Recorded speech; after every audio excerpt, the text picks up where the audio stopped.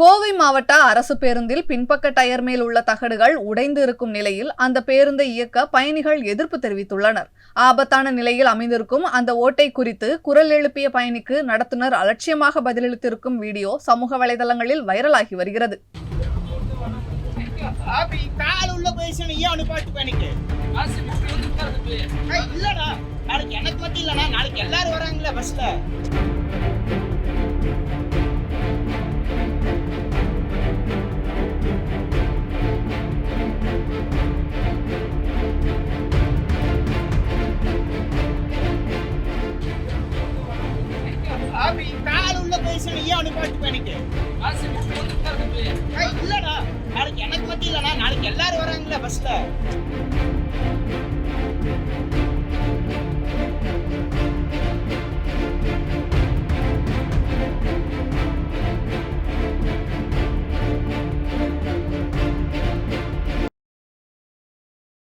செய்திகளை உள்ளது உள்ளபடி தெரிந்து கொள்ள ரெஃப்ளெக்ட் நியூஸை சப்ஸ்கிரைப் பண்ணுங்க.